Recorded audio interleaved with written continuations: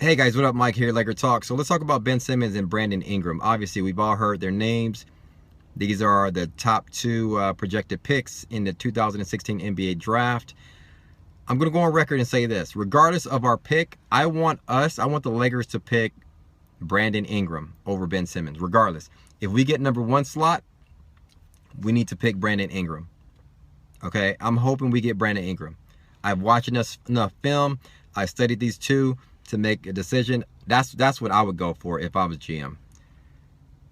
And let's talk about these two for a second. Outside of these two players, Ben Simmons and Brandon Ingram, there is a huge drop-off in my opinion. I don't see any other player being I don't see any potential all-stars in this draft. Seriously, I look down the list. Chris Dunn is great. He's a good point guard for Providence, 6'4", can defend. I don't see him as a potential all-star, and we don't even need a point guard. Ivan Rabb is decent. He's going to be a nice big in the pros, but no potential all-star. There's a lot of guys. Jaylen Brown doesn't have a shot. Jamal Murray is good, decent. I don't see him as an all-star. These are going to be some good NBA players in here, but outside of Brandon Ingram and Ben Simmons, who have all-star potential, can really change your franchise around, huge drop-off. So if we don't get the number 2 slot, it is what it is. But the reason why I like Brandon Ingram, here's the reason why I don't want Ben Simmons is because he has a broken shot. He's Lamar Odom, 6'10", good motor, can run up and down the floor, can handle the rock. That's his good strength. Can score inside, can dunk, can drive, all this other stuff. But he's hesitant with his jump shot, and his jump shot is broken. They have some film on his jump shot. He puts the ball over his head, his elbow is out, and he has like some movement on his elbow. It's broken, and he shoots poorly from free throws, and I think he shoots like 23% jump shots. So I see him, because of he's so physically gifted, I see him in the NBA averaging around 16 and 11. To me, that is equivalent to what Julius Randle gives us, if not a little less.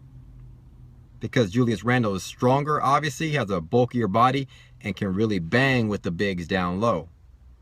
So why would we draft Ben Simmons that's when he plays when he plays the 4, he cannot play the 3 because he can't shoot. That leads me to Brandon Ingram. Look at the film. Every single shot, if he gets the ball and he's open, he's taking a jump shot, a 3-pointer. And he can put the ball on the floor and pull up mid-range and hit the jump shot. He has a 7'3" wingspan. He's 6'9.5". He's still growing a little bit. He's long, lanky. He's got these long strides. So obviously he's bony, but I don't see that hindering him. He can drink some milk and get a little bulkier. But the fact that he can shoot the ball, the fact that he's got the gifts, the physical gifts. He can put the ball on the floor, take it to the hole, or can pull up and hit the jump shot. He is basically the biggest need for the Lakers right now. We need a 3 that's long like him, athletic, that can shoot. That's what he has. So the Lakers need a Brandon Ingram instead of Ben Simmons. Now, when I talk about these two guys, I want Brandon Ingram over Ben Simmons, but that doesn't mean Ben Simmons is going to have a poor career.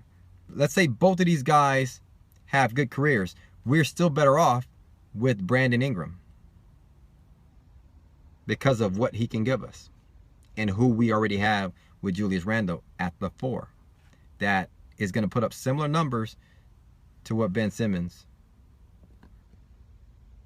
will do. And what you guys got to realize, the college game is a lot different than the NBA. You remember Michael Beasley was putting up like 40 and 20 every other night in the in the college ranks. When he came to the pros, he couldn't do it. Not saying Ben Simmons is going to be like that, but that's what I want you guys to think about. College players, there's less than 1%, I think 0.5% actually make it to the NBA. Less than 0.5%. Something like that. And so a lot of the players that these potential NBA stars are playing with, like Ben Simmons, and they're not playing with NBA level players. NBA is the elite of the elite. So when Ben Simmons gets up to the NBA,